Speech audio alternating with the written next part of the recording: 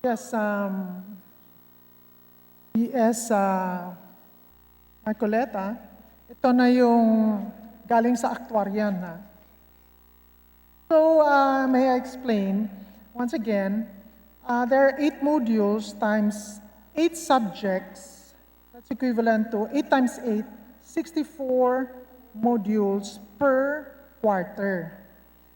Times 4 quarters, so ang average niyan is 256 modules per learner per year, no? On the average. So 256 modules per average times 22.5 learners, 22.5 million learners. So that's 5,760,000,000 per year modules that they have to produce. And per quarter, if you divide that by 4, that means to say they need to produce 1,440,000,000 as an average. Pero yung sa ngayon, ang nasa nila, computation is they're only averaging 1.1 billion per quarter. Nakalilito po ang sagot ninyo. Yes, bibigyan na lang kita ng DS, so you can continue asking your next question. Kasi syempre, pareho tayo. Baka mahina tayo sa math. Ganito po kasi, isang competency, isang module, hindi po ba? Not necessarily, kasi yung sinasabi What do you mean not necessarily? Some competencies can be clustered. One competency is one module. Ideal yan, pero may mga competencies that can be clustered in one module po. Mr. Speaker, Your Honor, may I repeat? From 14,000 competencies, kinompress na po natin yan. Inalis po nila in 60%, naging 40% na lang, kaya naging 5,689. Kailangan po lahat ng 5,689 competencies na yan, aralin po ng Kung hindi, wala nang matututunan ng bata. Kinompress na nga natin, these are the most essential competencies. Kaya po, kapag dinivide natin sa 4 na quarters yan, lilitaw mga 1,400. Kaya nga sinasabi ko po sa inyo, sa marami pong beses na pakikipanayam ninyo sa TV, sa radyo, ang pinipilit po ng DEPED, 1,300 po ang mga modules for competencies. Kaya nga po, tinatanong ko kanina, kung 1,300 ang competencies, yun din po yung modules. Kaya nakakapagtaka kung paano kayo kukwenta ng 1.1 billion lamang. Malabo po ang kwenta ninyo. Kaya po pala hanggang ngayon hindi natin malaman kung ano talaga ang kailangan ninyo at kung paano nyo ipoproduce. At ang nangyari pa nga po, Mr. Speaker, Your Honor, ang mga teachers po ang ginamit para mag-produce ng module. O sige, granting for the sake of an argument na totoo po yung 1.1 billion modules. Hindi po ba totoo ang gumawa ay kanya-kanyang modules, mga division, mga teachers? Gumamit po sila ng photocopying machine, ng risograph, kinulate po ng teachers, in-staple, pagkatapos, pinamahagi sa mga bata. Ito po ba'y gawain ng guro, Mr. Speaker, Your Honor? Di po ba kawawang-kawawa ang mga guro sa ginawa ninyong ito? Mr. Speaker, the modules are being prepared and developed by the master teachers and the supervisors. So yung mga teachers naman, nag-a-assist lang sila. Hindi ko po talaga marinig yung sagot ninyo. Pasensya na po, hindi po malinaw. Yes. Mr. Speaker, yung mga modules po are designed and prepared and developed by the master teachers and supervisors. Tapos yung mga teachers, they're just assisting, no, in the production po. Hindi po ganoon ang nangyari. Yun nga po sinasabi ko sa inyo, Yes. dapat magpakatapat na lang ang DepEd. Sapagkat ako po, monthly, kuminsan weekly na po nang nangyari, tinitingnan ko po yung constituents sa Central Luzon. halos lahat po ng mga teachers, iisa po ang kanilang iniiyak. Hirap na hirap sila, nangalap sila ng papel, at kami po tumulong na rin, pati LGUs, nagsibili na rin ng photocopying machine. Sila na po ang gumawa. At bakit po pinipilit nila na akala mo merong plano, akala mo organize ang pagkakagawa? Pwede ko bang ipakita sa inyo mga modules? Yung mga modules po, Mr. Speaker, minsan localize siya, no? Contextualization, yung localization na sinasabi. Ito po yung yung mga mga flexibility. Mr. Speaker, Your Honor, hindi po pare-pareho. Meron pong maliit, ito pong naka-stapler, iba-iba pong ano. Ito po ba? Magtatagal ito, Mr. Speaker, Your Honor? Ilang araw o ilang buwan kaya bago masira itong naka-stapler na mga modules na ito? Kawawa. Bakit hindi po nyo ginawang libro ito? Kahit na po pagsamasamahin natin ito, libro din ito eh.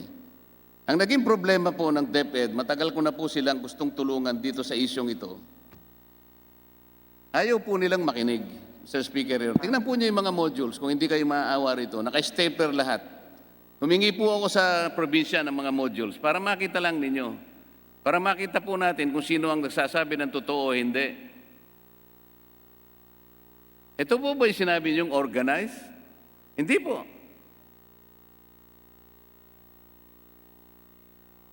Kaya po kanina kinukwenta ko sana, Sir Speaker, Your Honor, para maipakita ko sa inyo kung gaano, kung ilang pages ang kakailanganin.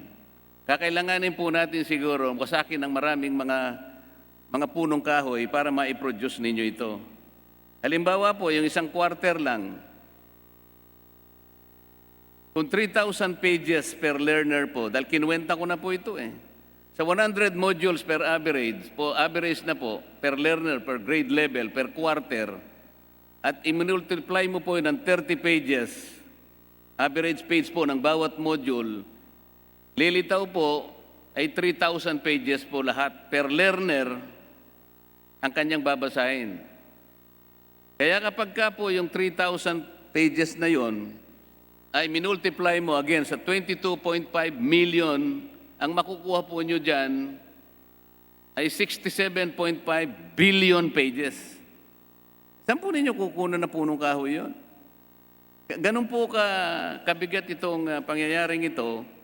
At kung tatanungin namin kayo, yung po bang 10 billion na yon na dinownload nyo sa mga regions at saka sa mga eskwela, sapat po ba yon? First quarter lang ang pinag-uusapan natin eh. Sa photocopying lamang po sa 50 centimos, aabot pa rin ng more than 30 billion ang gagastahin ninyo. So ganito na naman po ang gagawin nyo sa second quarter. Saan kayo kukuha ng pera? First quarter lang po ang pinag-uusapan natin. By next year, you are asking a budget of 15.2 billion pesos.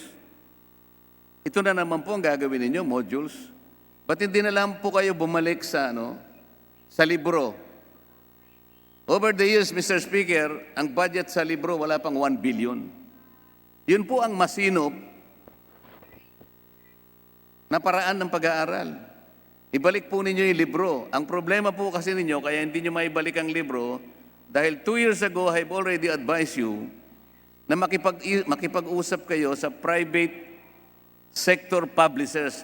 Sila ang tutulong sa inyo sa paggawa ng libro o modules kung yun ang gusto ninyo.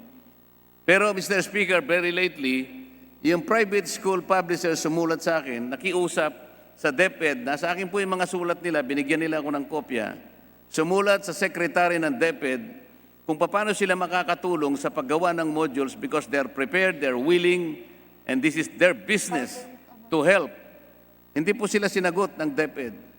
Sumulat sila sa NBDB, National Book Development Board. Tinangkarin nilang makipag-usap, paano ba ang gusto ninyo, ibigay nyo kami ng guideline, paano kami makakatulong sa inyo. Hindi rin po sila sinagot, Mr. Speaker, Your Honor. Anong klaseng pamamaraan po ang gusto ninyo talagang gawin?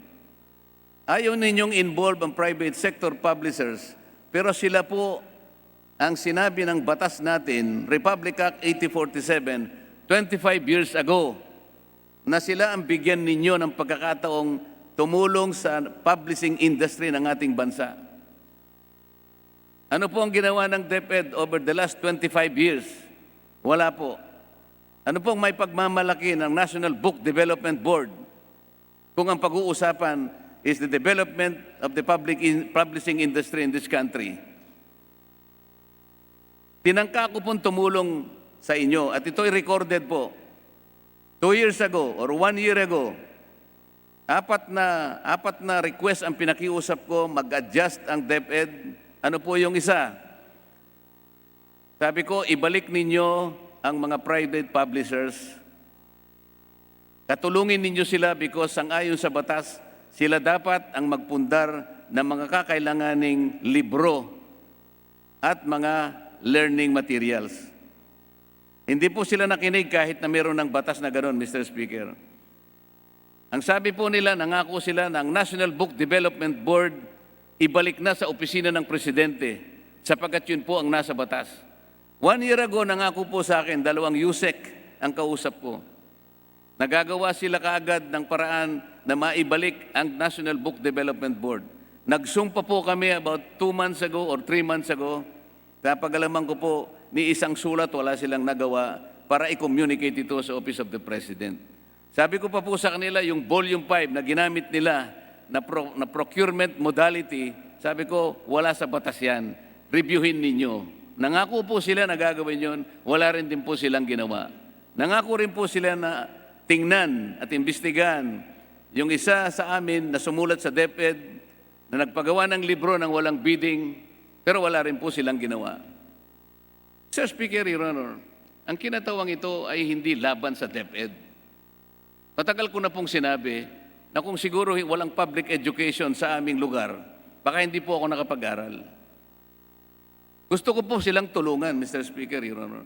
Pero napakahirap ng isang tao o isang ahensya na gusto mo na nga tulungan, ayaw naman niyang magpatulong. O sinasabi niya, sige po, ayaw naman niyang kumibo, ayaw naman niyang makipag-cooperate. Ito po ang problema, Mr. Speaker. Bakit po natin lulustayin ang pera sa module? Ito po, sa tingin ko, yung 1 month po, bata ito, walang kasama, walang teacher. Palagay po ba ninyo, babasahin niyo itong napakaraming modules na ito? Sa tingin ko, 12,000 pages ang babasahin niya. Wala siyang kasama, wala siyang teacher. Gusto kayang basahin ng bata yon, Mr. Speaker, Your Honor? Ito po yung concern. These are the grave concerns. Ngayon, hihingi po kayo ng 15.2 billion next year. Gagamitin pa po ba natin to sa modules? Gusto ko po sana, bago ako matapos, ito na lang ang, ewan ko po kung talagang seryoso po ang DepEd.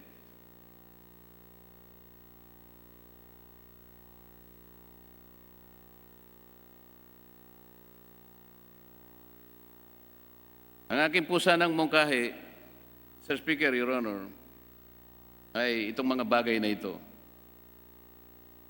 Number 1, discard and scrap the production, procurement of modules given the huge budgetary outlay required, the unplanned, uncoordinated, and cumbersome means to produce said learning materials. The enrollees' and parents' preference for books as more practical and convenient medium of learning should be given more priority. Number 2, starting the next school year, which begins in September 2021, the National Book Development Board shall have been reverted back to the Office of the President following the intent of Republic Act 8047.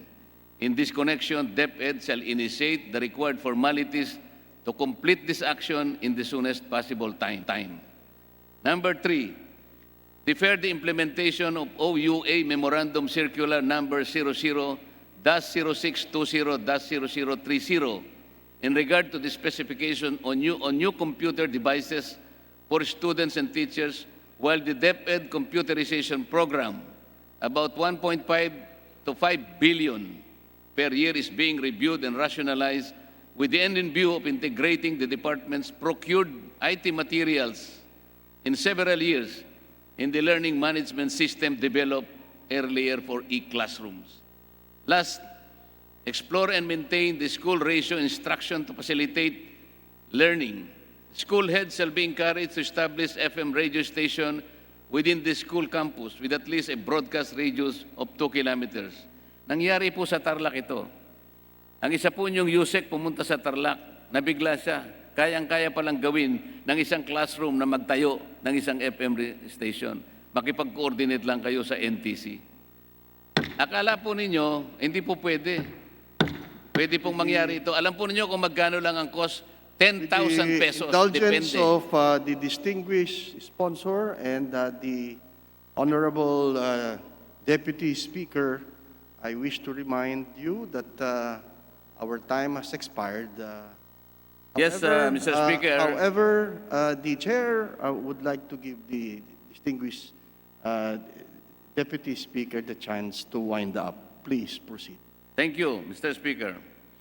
So in winding up, I'd like to ask the DEPED kung ito pong mga suggestions kung ito nagatanggapin ninyo formally, lalong-lalo na po yung, alam po nyo yung radio station, napaka-importante. Alam po nyo kung magkano ang ginastos lang nila? Sa Tarlac, 3 po ang nagawa nila, 10,000 pesos. Ikukumpara sa bilyon-bilyon na gagastahin ninyo sa modules na maglulustay lamang po kayo ng salapi. Salamat po ng marami, Mr. Speaker. Mr. Speaker, just to make my last closing remark regarding the comments of the good Congressman Marcoleta.